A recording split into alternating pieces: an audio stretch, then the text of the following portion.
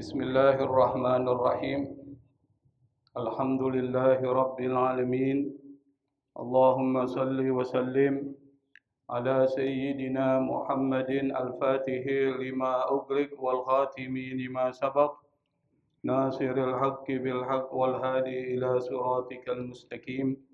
Wa ala alihi wa ashabihi haqqa qadrihi wa miqdarihi al-azim.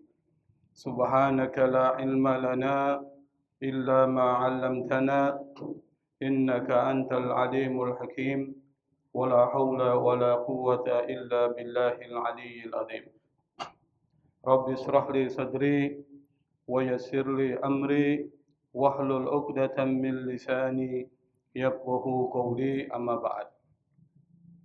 Ma'asyiral hadirin jamaah yang dimuliakan Allah Subhanahu wa taala. Pada kesempatan pertemuan sebelumnya kita sudah membahas ayat 145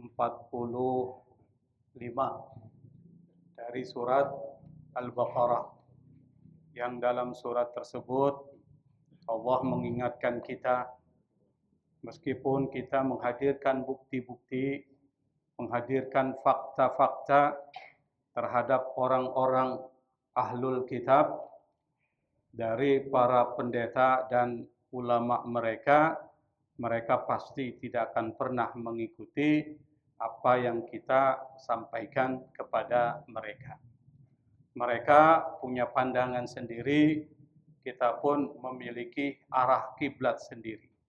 Karena itu maka ketika kita sudah memahami bahwa apa yang disampaikan oleh Allah adalah satu kebenaran, maka janganlah kita mengikuti apa yang menjadi keinginan mereka, yaitu keinginan orang-orang Yahudi dan keinginan orang-orang Nasrani.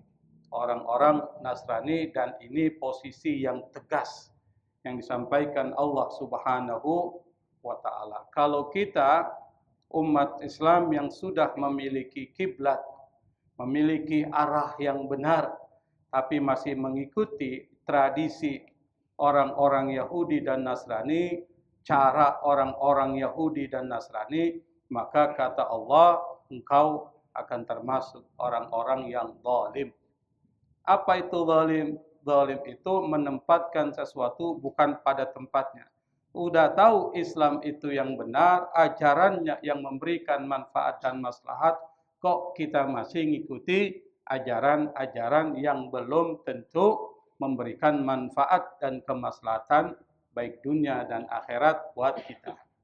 Nah, pada ayat 146 sekaligus 147 yang akan jadi pembahasan kita, itu masih menceritakan terkait dengan sikap orang-orang Ahlul Kitab yang memang dari dulu sampai sekarang modelnya tidak akan pernah berubah. Kalaupun berubah, itu mungkin hanya sebagian dari mereka. Dalam surat Al-Baqarah ayat 146-147 Allah Subhanahu wa taala berfirman, A'udzu billahi minasy syaithanir rajim. Bismillahirrahmanirrahim. الذين آتيناهم الكتاب يعرفونه كما يعرفون أبناءهم وإن فريقا منهم ليكتمون الحق وهم يعلمون الحق من ربك فلا تكونن من الممترين. صدق الله العظيم. Alladzina atainahumul kitaba. Alladzina itu artinya mereka yang. Alladzina, kalau dalam bahasa Arab namanya isim mausul. Atainahum kami memberikan kepada mereka. Apa yang diberikan kepada mereka? Alkitab. Berarti alladzina atainahumul kitab itu, kata para ulama tafsir, adalah ahbarul Yahudi wa ulama'un Nasara. Siapa mereka? Mereka itu adalah pendetanya orang-orang Yahudi dan pendetanya orang-orang Nasrani. Kalau dalam ayat sebelumnya, kata utul kitab itu bersifat umum. Ada yang mengatakan orang-orang Yahudi dan Nasrani, ada yang mengatakan para ulama-ulama mereka. Tetapi dalam ayat ini difokuskan dan dikhususkan adalah kepada para pendeta Yahudi dan kepada para ulama-ulama Nasrani. Yang dimaksud ulama ini ya para cendekiawannya, para intelektualnya, para pendetanya. Apa yang terjadi pada mereka? Kata Allah, ya'rifunahu kama ya'rifuna abna'ahum. Mereka ya'rifun dari kata arafa. Arafa itu artinya mengenal, mengetahui, memahami. Hu ini lari kepada yang benar itu. Atau dalam hal ini adalah Nabi Muhammad sallallahu alaihi wasallam dan juga terkait dengan persoalan Baitul Haram yang dijelaskan sebelumnya. Mereka mengenal dia kama ya'rifuna abna'ahum, sebagaimana mereka mengenal anak-anak mereka. Nah, kalau kita bahas dari sisi bahasa Arab, ada dua istilah yang dipakai orang-orang Arab untuk mengartikan arti mengenal dan mengetahui. Yang pertama, ada kata arafa ya'rifu. Nanti munculnya ma'rifatan. Yang kedua, kata alima ya'lamu ilmun. Dua tuh. Arafa ya'rifu. Alima ya'lamu, dua. Bahasa Arab itu bahasa yang kaya kosakata. Sehingga kata-kata yang dalam bahasa Indonesia sama itu bisa menggunakan beberapa istilah dalam bahasa Arab yang berbeda. Kalau berbeda, kosakatanya biasanya ada perbedaan dalam muatan maknanya itu bahasa Arab. Kenapa di sini Allah menggunakan kata ya'rifu bukan ya'lamu? Karena kata ya'rifun itu maknanya lebih khusus daripada ya'lamu. Kalau ya'lamu itu artinya pengetahuan secara umum. Anda nggak perlu melakukan riset, nggak perlu melakukan penelitian, nggak perlu berbasis pengetahuan. Kalau itu sudah jadi pengetahuan, maka itu disebut dengan al-ilm. Misalnya saya beri contoh. Api itu membakar. Perlu nggak Anda melakukan riset terkait dengan api itu membakar? Perlu nggak? Perlu nggak melakukan eksperimen? Nggak perlu, karena itu pengetahuan umum. Itu namanya maklum. Sudah diketahui api membakar. Es dingin, matahari panas. Itu pengetahuan umum. Gue mau melakukan penelitian lah. Apakah matahari itu panas atau nggak panas? Goblok namanya. Kenapa goblok? Itu pengetahuan umum. Orang kalau minum, hilang rasa hausnya. Gue perlu teliti nih, apa benar orang kalau minum, hilang hausnya? Goblok tuh. Buang-buang waktu. Itu namanya sudah maklum. Sudah merupakan pengetahuan umum. Ilmu. Tapi ma'rifatun itu perlu melampirkan pengalaman dan bukti yang jelas. Harus ada bukti-bukti yang memperkuat sesuatu itu menjadi ma'rifah. Makanya di dalam ilmu tasawuf itu kalau bicara tentang mengenal Allah itu nggak menggunakan kata ilmu, tapi ma'rifah. Ma'rifatullah, mengenal Allah, artinya mengenal seluk-beluknya Allah, af'alnya, perbuatannya, sifat-sifatnya, kemudian kita meniru sifat-sifat Allah Subhanahu wa taala dalam aktivitas kehidupan kita sehari-hari. Dan Allah nggak perlu disebut dengan al-arif sebagai salah satu sifat, tapi Allah menggunakan kata alim. Wa huwas samiul alim. Artinya apa? Pengetahuan Allah itu luas, mencakup segalanya. Perlu nggak Allah meneliti? Perlu nggak, Pak? Nggak perlu, makanya menggunakan kata alim. Tapi kita ketika mengungkapkan satu pengetahuan, perlu nggak data dan faktanya? Perlu, Pak. Maka segala sesuatu yang dipahami, yang dikenal, diketahui dengan pengalaman dan bukti yang jelas, maka menggunakan kata ya'rifun.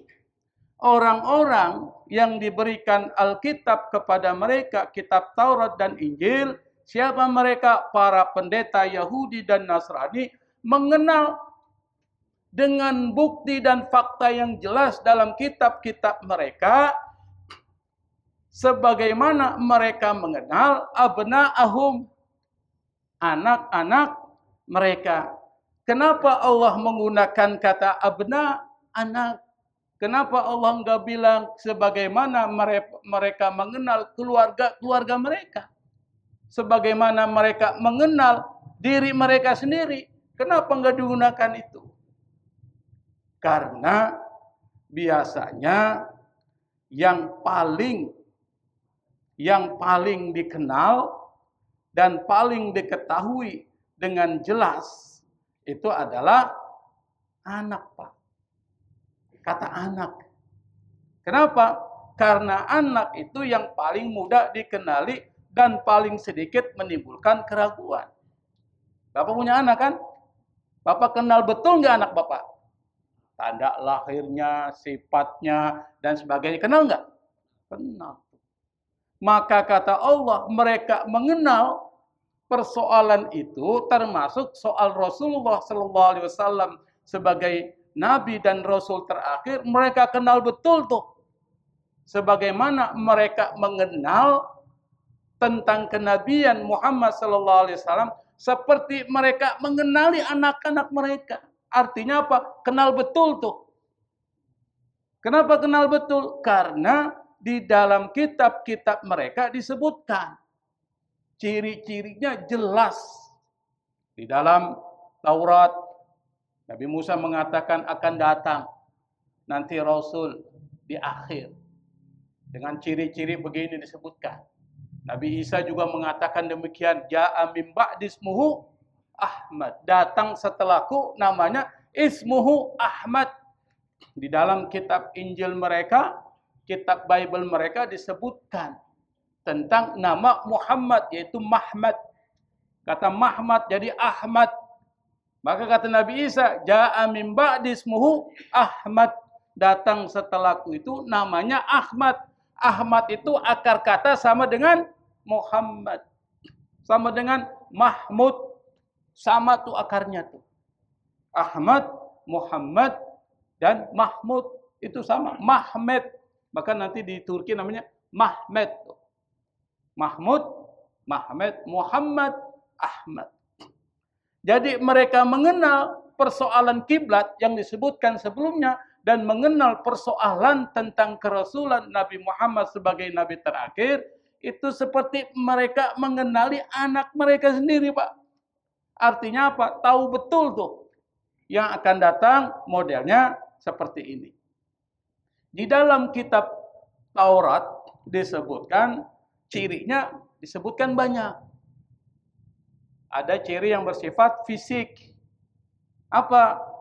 Di dalam kitab Taurat itu ada tanda khusus Nabi Muhammad sebagai Nabi terakhir, di punggungnya itu ada tandanya. Itu disebutkan. Tepat di antara kedua tulang belikatnya itu ada. Yang kedua, ciri fisiknya itu berperawakan sedang. Enggak tinggi, enggak pendek. Rambutnya hitam. Pancaran dari dirinya itu menggambarkan, mengeluarkan wibawa yang bersifat khusus. Makanya di dalam sejarah Islam itu pernah ada seorang namanya Pendeta Bahira. Pernah dengar Pak ya? Pendeta Bahira adalah pendeta Nasrani yang mereka masih berpegang kepada kitab asli mereka yang belum diubah oleh para pendeta atau para pendeta-pendeta Nasrani dan pendeta-pendeta Yahudi. Satu ketika ada kafilah dari Mekah. Salah satu di antara kafilah itu ada namanya Abu Thalib. Melakukan perdagangan. Dibawa ponakannya. Siapa ponakannya? Nabi Muhammad SAW sebelum diangkat menjadi Nabi. Usia masih 12 tahun. 12 tahun kan belum balik, Pak. Masih anak-anak itu 12 tahun. Kalau orang sekolah 12 tahun itu SD atau SMP, Pak? Hah? Masih SD. Kalau dia masuk sekolahnya umur 6 tahun. Kita dulu kan masuk umur 5 tahun udah masuk sekolah SD kan. Saya 5 tahun SD. Sekarang SD umur berapa? 7. Harusnya umur 4 tahun juga boleh SD ya. 4, 5 yang penting otaknya kuat. Nah, kita anggap aja SD kelas 6 lah atau SMP kelas 1 bahasanya gitu. Artinya masih anak-anak. Pergi ikut bersama pamannya Abu Thalib berdagang di Syam. Karena memang tradisi masyarakat Arab kalau berdagang itu biasanya bawa kafilah yang besar. Pas dagang nanti bawa barang dagangan dari Syam dijual di Mekah. Jadi modelnya seperti itu. Nah, pada saat ketika melakukan perjalanan itu, dari kejauhan, ada seorang pendeta Bahiro, dilihat ada yang aneh nih. Dilihat, ada sesuatu yang aneh. Apa yang aneh? Mereka melihat ada kafilah dagang, yaitu kafilah Abu Thalib dan Nabi Muhammad SAW, itu selalu dinaungi oleh awan. Jadi awan ngikutin, Pak. Kenapa? Di situ ada Muhammad. Awan ngikutin. Kata pendeta Bahiro, kayaknya ada sesuatu yang aneh nih. Dan ranting pohon itu ketika Rasulullah istirahat, itu dia melindungi, Pak. Luar biasa enggak? Melindungi Nabi Muhammad sebelum diangkat sebagai Nabi. Kata Bahiro, ada orang spesial. Ada orang spesial dan dia ingin buktikan siapa orang ini, apakah benar yang disampaikan dalam kitab-kitab mereka. Kitab suci mereka.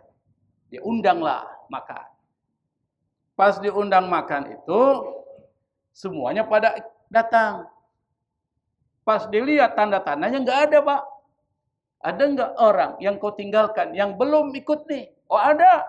Masih anak-anak di sana itu. Panggil. Biar semuanya ikut makan. Pas Nabi Muhammad SAW dipanggil, karena beliau tuh jaga barang. Kalau seandainya dia ikut bersama yang lain, barang nggak ada yang jaga. Nabi Muhammad itu menjaga barang. Pas dihadirkan, lalu diperiksa. Ternyata di dalam diri Nabi Muhammad SAW setelah diperiksa fisiknya, di punggungnya itu ada tanda. Sebagaimana yang disebutkan dalam kitab suci mereka, lalu kemudian pendeta Bahir itu dekati Abu Thalib. Sebagai wali dari Nabi Muhammad SAW, dia bilang, kau jaga anak ini. Karena anak ini akan menjadi seorang Nabi dan Rasul. Berarti pendeta Bahira udah tahu. Dari mana dia tahu itu? Dari kitab suci mereka yang memang Allah sudah sampaikan tanda kedatangan khatamun nabiyyin melalui lisan para nabi-nabi yang diutus oleh Allah Subhanahu wa taala. Bukan cuma Nabi Musa, nabi sebelumnya udah ceritain akan datang nabi terakhir namanya Ahmad. Nabi Isa memperkuat lagi tentang kedatangan Nabi Muhammad SAW. Sama dengan kisah Waraqah bin Naufal. Waraqah bin Naufal ini pendeta apa? Nasrani, Pak. Tapi masih berpegang pada tradisi Nabi Ibrahim. Yaitu tradisi Hanif. Maksudnya apa? Belum diubah terkait dengan persoalan kitab suci mereka. Masih memegang yang asli. Tradisi asli. Kalau tradisi asli dari tradisi Nasrani itu, agama yang dibawa oleh Nabi Isa alaihissalam, pasti tidak akan mengatakan Isa sebagai anak Tuhan. Dan di dalam kitab suci mereka dijelaskan. Waraqah bin Naufal ketika Nabi menerima wahyu pertama, Siti Khadijah kan gelisah. Kenapa? Karena Nabi cerita kepada istrinya, dia didatangi oleh satu makhluk. Disebut dengan Namus. Namus itu malaikat Jibril. Malaikat Jibril itu tugasnya menyampaikan wahyu kepada para nabi dan rasul dan kepada Nabi Muhammad SAW. Ketika diceritakan kepada Waraqah bin Naufal, omnya dari Siti Khadijah, diceritain tuh. Apa kata Waraqah bin Naufal? Yang datang kepada suamimu itu adalah namus. Malaikat Jibril, sebagaimana datang Jibril kepada Nabi Musa. Dan dia akan menjadi seorang nabi. Kalau seandainya saya masih hidup, bahasanya begitulah. Saya akan apa? Saya akan bela habis-habisan Nabi Muhammad SAW. Dari mana dia tahu? Informasinya dari mana? Kitab suci mereka. Maka orang-orang yang diberikan kitab, maksudnya para ulama mereka tahu benar tuh. Kalau Muhammad itu adalah nabi. Persoalan peralihan kiblat yang dibangun oleh Nabi Ibrahim, mereka tahu karena Nabi Ibrahim nenek moyang mereka. Tahu itu benar sebagaimana mereka mengenali dan mengetahui persoalan tersebut seperti mereka mengenali anak-anak mereka. Wa inna fariqam minhum la yaktumunal haqqa wa hum ya'lamun. Wawnya ini terpisah. Waw ini artinya waw ataf.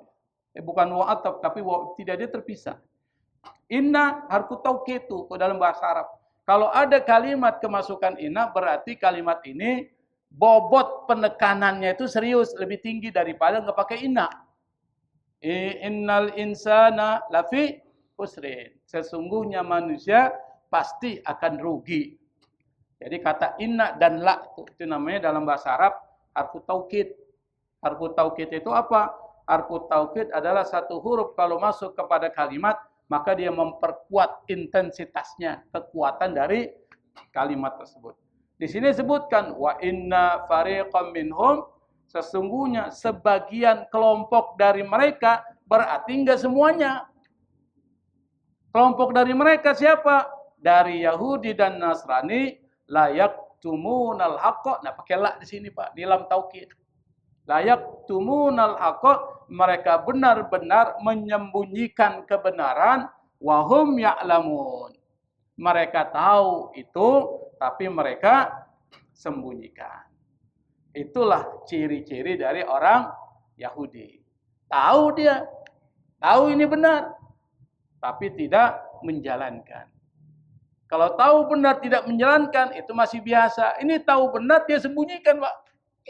Lebih parah daripada tahu tapi dia tidak menjalankan. Misalnya, dia tahu korupsi salah. Tahu nggak orang korupsi salah, Pak? Tahu. Coba Bapak tanya para pejabat-pejabat. Korupsi benar nggak? Apa jawabannya? Nggak benar. Tapi kenapa dia korupsi?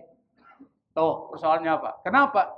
Karena di dalam fi qulubihim marad. Hati mereka ada sakitnya. Apa sakitnya? Yang disebut dengan al-hirs. Apa al-hirs? Rakus. Al-hirs atau rakus itu artinya apa? Cirinya dua, Pak. Orang rakus itu enggak pernah merasa cukup. Orang enggak pernah merasa cukup, itu rakus. Kita ini hidup, Pak, 100.000 cukup nggak satu hari? Cukup nggak, Pak? Cukup. Kalau makannya tahu tempe, cukup. Tahu tempe, tempe tahu. Nanti besokannya balik lagi, tempe dan tahu. Tahu dan tempe diputar-putar aja itu. Dikit-dikit tambah ada ikan. Ikannya apa? Ikan teri. Ikan teri kan agak sedikit murah kan, yang penting ikan. Kata siapa tuh? Kata menteri itu, kalau bukan karena MBG, orang-orang kampung yang makan telur. Kurang aja, Pak ya?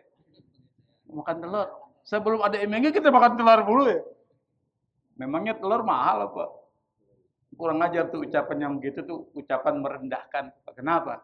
Masa sebelum MBG kita nggak pernah makan telur? Ustaz Sulaiman makan MBG nggak? Enggak ya? Kayaknya perlu diadakan MBG di sini, Pak. Makan bergizi gratis. Nah, kalau kita lihat persoalan seperti ini, maka kita bisa menyimpulkan bahwa memang di antara kelompok-kelompok mereka itu modelnya begitu. Dia tahu tapi tidak melaksanakan. Dia tahu tapi menyembunyikan kebenaran. Ada satu kisah Pak, cerita ini di Madinah. Mereka kan sebenarnya nunggu kedatangan Nabi terakhir. Ditunggu itu. Dan mereka tahu kalau kedatangan Nabi terakhir itu diceritakan dalam kitab mereka adalah di wilayah Paran namanya. Paran. Dalam kitab suci mereka disebutkan wilayah Paran. Dan Paran itu dalam geografi peta Islam itu adalah wilayah yang menunjuk pada Mekah dan sekitarnya, Jazirah Arabia. Termasuk Madinah. Maka mereka menunggu kedatangan terakhir karena mereka merasa yang datang ini masih keturunan Ibrahim. Dan mereka merasa keturunan Ishak. Datanglah mereka yaitu bermigrasi, pindah, hijrah ke satu tempat namanya Yathrib. Dulu belum disebut Madinah. Disebut apa? Yathrib. Nanti ketika Rasulullah hijrah baru disebut dengan Madinatun Nabi. Kotanya Nabi. Menunggu kedatangan Nabi terakhir. Datanglah Muhammad sallallahu alaihi wasallam ke Yathrib hijrah. Lalu kemudian ada seorang Yahudi namanya Huyai bin Akhtab. Huyai bin Akhtab ini adalah pemimpin dari Bani Nadir. Jadi di Madinah itu ada beberapa klan Yahudi, ada Bani Nadir dan bani-bani lainnya disebutin itu. Tapi yang paling dominan, yang paling kuat itu adalah Bani Nadir. Pemimpin mereka namanya Huyai bin Akhtab. Ketika Nabi Muhammad hijrah ke Madinah, Huyai dan saudaranya pergi memastikan kebenaran tersebut. Dan mereka ini udah dapat informasi dari ulama-ulama mereka akan kedatangan Nabi terakhir ke kota itu. Dia udah tahu. Tapi mereka nggak tahu kalau itu keturunan dari Nabi Ismail. Nah, ketika kemudian Huyai memastikan kebenaran tersebut, saudaranya tanya, Huyai, apakah benar itu Nabi yang kita tunggu? Apa kata Huyai? Iya, demi Allah benar dia itu. Seperti yang disebutkan ciri-cirinya dalam kitab Taurat. Lalu apa yang kamu lakukan? Kata saudaranya Huyai. Huyai bilang sama saudaranya, karena dia bukan keturunan dari Ishak, tapi keturunan dari Ismail, saya akan memusuhinya selama aku masih hidup. Jadi bukan nerima Pak. Dia tahu itu benar. Bukan nerima. Dan dia sembunyikan berita tentang kebenaran itu dari kaumnya. Kecuali saudaranya. Artinya apa? Di dalam diri orang-orang Ahlul Kitab, Yahudi dan Nasrani, memang nggak akan bisa menerima itu. Kenapa nggak bisa menerima? Fi qulubihim marad. Karena ada penyakit. Apa? Kata Allah dalam Al-Quran, hasadan min indi anfusihim. Ada sifat hasad. Apa itu hasad? Iri hati dan dengki yang ada dalam diri mereka. Apa iri hati dan dengkinya? Mereka enggak mau kalau Nabi terakhir itu dari keturunan Ismail. Mereka mau kalau keturunan Ishak. Padahal Ismail dan Ishak siapa tuh? Adik kakak Pak. Bapaknya sama Nabi Ibrahim. Artinya Nabi Muhammad SAW juga bagian dari keluarga mereka. Cuma lain apa? Lain ibu. Yang satu Siti Hajar, yang satu Siti Sarah. Tapi bapaknya sama. Tetap mereka tolak. Itulah ciri dari orang-orang Yahudi dan orang-orang Nasrani min Bani Israel. Kenapa? Karena di dalam hati mereka itu ada satu penyakit mental sickness. Dalam bahasa psikologi ada penyakit mental dan penyakit sosial apa? Yang pertama gengsi. Gengsi, kelompok dan merasa paling hebat. Itu penyakit, Pak. Dan penyakit itu ada pada orang-orang Yahudi yang diterusin sampai sekarang tuh oleh siapa? Israel. Ditambah lagi dengan ideologi yang sangat ekstrim, Zionis. Yang menguasai Israel itu ada ideologinya Zionis. Kalau orang Israel ideologi Zionis, kesombongan dan gengsinya merasa diri paling hebat, itu semakin tinggi. Makanya bahasa kita, Donald Trump aja dicuekin. Betul nggak Pak? Disuruh jangan menyerang Iran. Tetap diserang. Katanya apa? Emang Trump siapa? Tuh. Padahal yang bantu Israel siapa Pak? Donald Trump. Berarti di sini disimpulkan Trump kena prank. Kau kena prank? Dibohongin oleh Israel. Makanya sekarang jadi habis-habisan tuh. Kenapa? Orang Israel memang punya penyakitnya begini tuh. Gengsi, merasa diri paling hebat, yang lain dianggap nggak penting. Apalagi orang Islam, apalagi orang Kristen yang ada di sana dianggap nggak penting. Maka mereka menolak kebenaran meskipun dia tahu itu benar, tidak salah. Tapi karena dia merasa gengsi, merasa paling hebat, maka apapun yang datang dari orang lain, termasuk dari Islam, dianggap nggak penting. Makanya jangan heran. Dan ciri-ciri yang seperti itu menular kepada kita, Pak. Kepada siapa? Umat Islam. Menularnya di mana? Kita ini kalau bukan golongan kita anggap salah. Kalau bukan ustadz dari kita, dianggap nggak benar. Ada nggak begitu? Ada Pak. Gue nggak mau ngaji sama dia. Lain aliran. Tuh, aliran utara, aliran selatan, aliran barat, aliran timur. Tuh banyak begitu. Kenapa? Bukan ustadz gua. Gak sepaham gua dan sebagainya. Artinya apa? Masih ada gengsi kelompok dan merasa diri paling benar. Kalau dalam bahasa sufistik namanya takabur. Apa itu takabur? Sombong. Sombong itu penyakit yang dimiliki oleh siapa? Iblis. Iblis dikeluarkan dari surga karena apa? Sombong. Penyakitnya siapa lagi itu Pak? Sombong. Fir'aun, Qarun, Haman, 3 kelompok yang disebutkan pada zaman Nabi Musa yang dilawan oleh Nabi Isa. Qarun mewakili ekonomi. Fir'aun mewakili politik tuh. Haman mewakili teknokrasi. 3 Pak. Lengkap tuh Nabi Musa dilawan. Dan ini menjadi gambaran yang kita hadapi juga sama. 3 juga Pak. Politik, ekonomi, dan teknokrasi. Jadi kalau kita ibaratkan sudah ada Fir'aun, Qarun, dan Haman masuk ke Indonesia. Dalam artian cara pikirnya ya, bukan orangnya, tapi cara pikirnya seperti itu. Apa? Sombong. Kalau orang sombong cirinya adalah merasa diri paling benar. Merasa diri paling hebat. Kalau orang merasa diri paling benar, paling hebat, maka yang kedua muncul, nggak bisa dinasihatin. Dibilangin susah. Ngeyel. Kenapa? Lu siapa bilangin gue?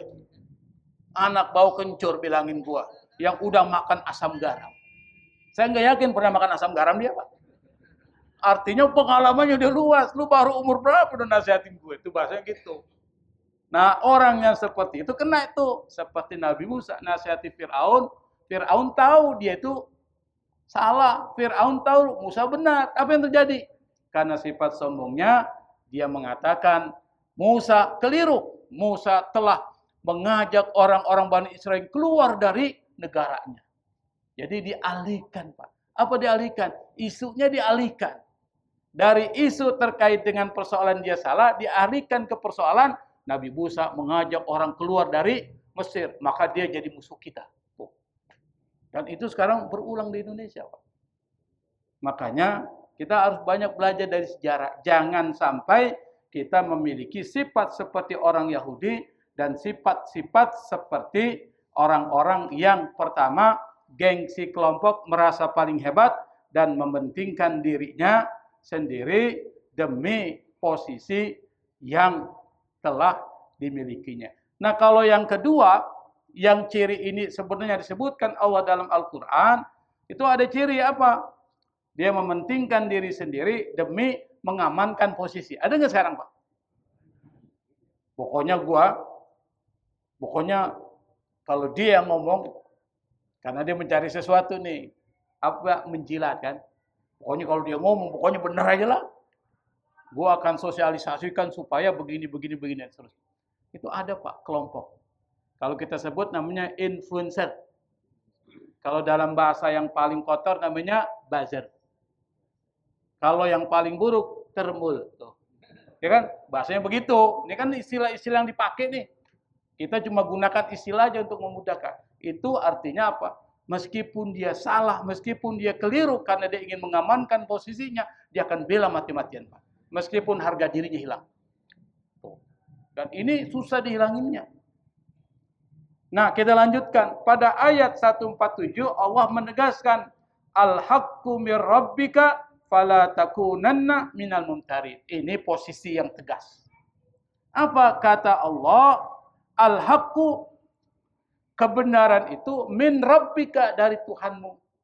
Maka kalau Anda sudah tahu Nabi Muhammad adalah nabi terakhir, sudah tahu persoalan kiblat itu adalah yang benar, bukan cuma persoalan kiblat, kalau kita udah tahu ajaran Islam adalah ajaran yang benar, al-haqqu mir rabbik, maka kata Allah, fala takunanna minal mumtarin.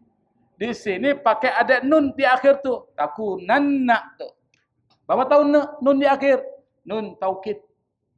Apa nun taukid? Nun taukid itu nun yang dimasukkan dalam kata kerja, yang kalau itu dimasukkan maka perintahnya serius, nggak main-main. Janganlah kalian menjadi orang-orang yang mumtarin. Mumtarin itu artinya ragu. Dalam bahasa Arab kata ragu itu ada dua, syak. Maka ada yaumus syak, hari ragu. Kapan tuh yaumus syak?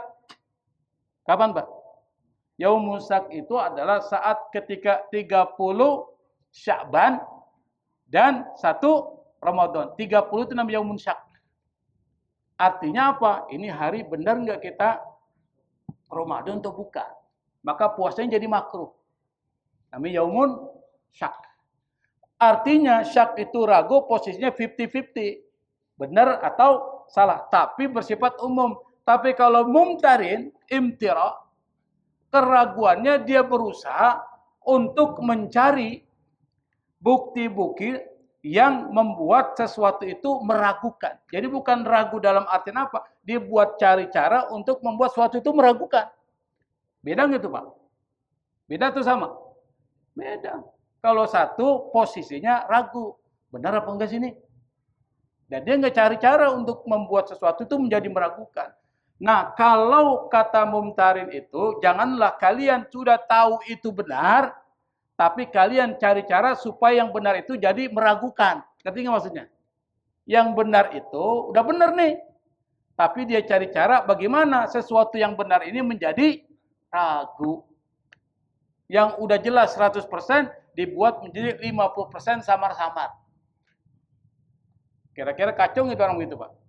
Kacau. Kata Allah, jangan kalian menjadi orang yang udah tahu Islam itu benar, udah tahu Muhammad itu adalah nabi terakhir, ajarannya adalah ajaran yang benar, kok ente masih ragu? Maka kata Allah, janganlah kalian ragu. Kenapa Allah larang kita menjadi orang yang ragu terhadap kebenaran tersebut? Karena kalau ragu, iman bisa rusak, Pak.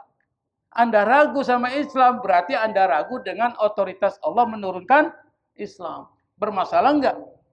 Akan bermasalah. Makanya ada satu kisah yang menarik. Bapak pernah dengar Isra Mi'raj ceritanya. Nabi kan pada saat ketika Isra Mi'raj, Nabi cerita kepada orang-orang kafir Quraisy. Dan Nabi udah pernah ada pengikut juga, tapi enggak banyak. Salah satu pengikutnya Abu Bakar Siddiq. Ketika Nabi cerita Mi'raj dalam satu malam, terjadi perdebatan.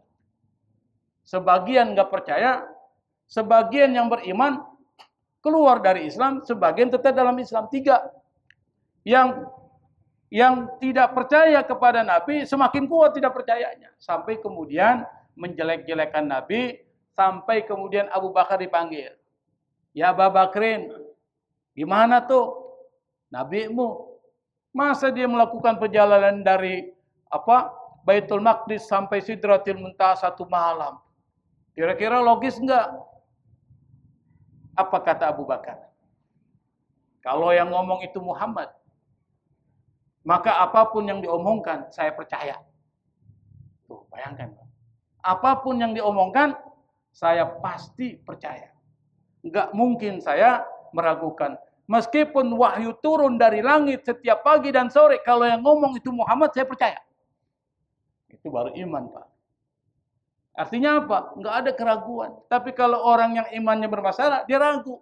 Wah, kayaknya enggak benar nih.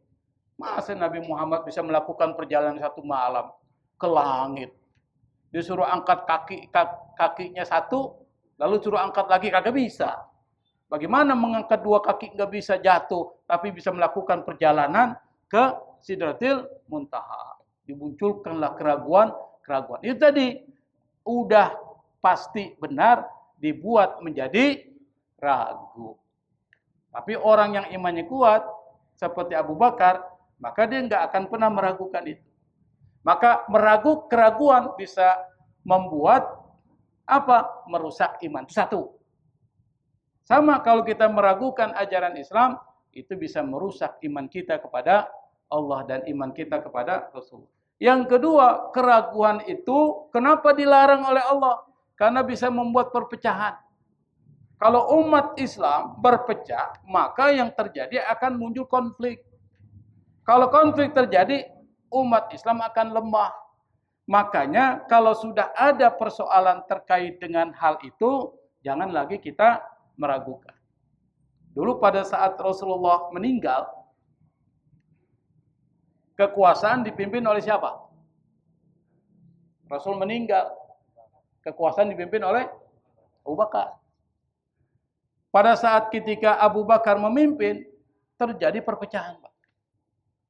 Jadi perpecahan itu ciri dari orang Arab sebenarnya. Rasulullah meninggal, pecah.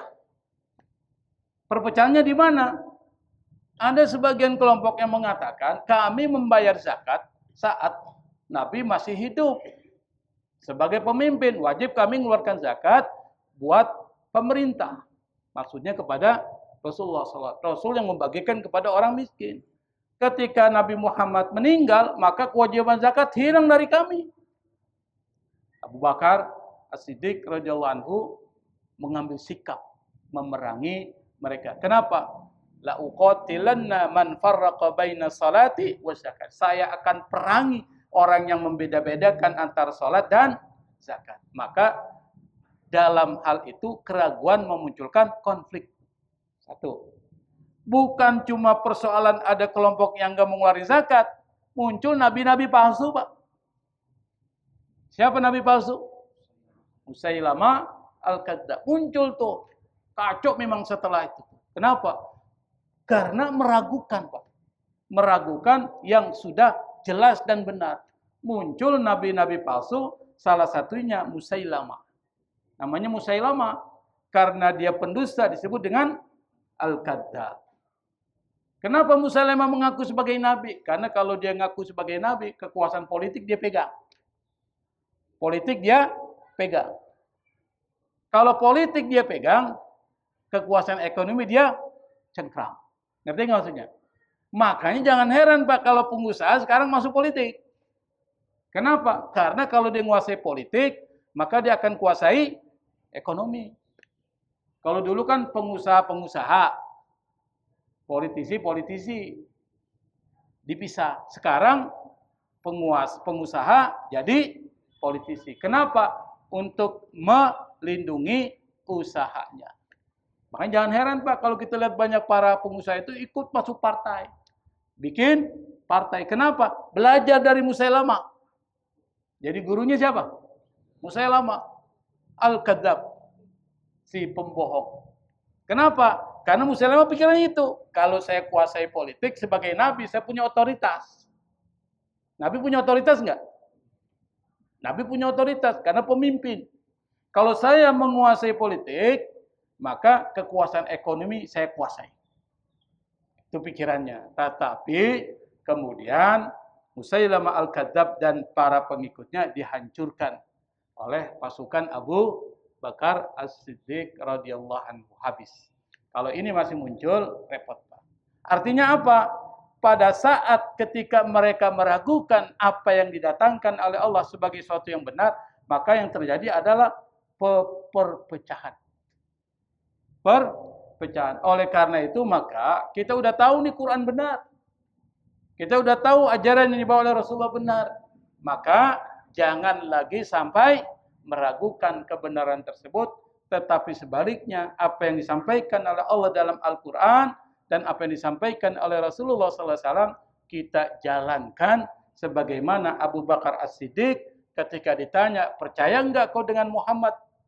Dengan apa yang terjadi pada beliau? Kalau itu yang ngomong adalah Muhammad, maka saya 100% hakul yakin percaya kepada apa yang terjadi. Itu yang harus ada pada diri kita. Kalau kita percaya, maka yang terjadi apa?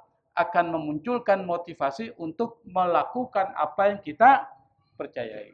Nah, dari dua ayat yang disampaikan Allah Subhanahu wa taala dalam Al-Qur'an, maka pesan yang pertama apa? Kalau kita sudah kenal sesuatu itu benar, maka jangan kita ragu. Kalau kita tahu bahwa itu benar, maka jangan kita sembunyikan.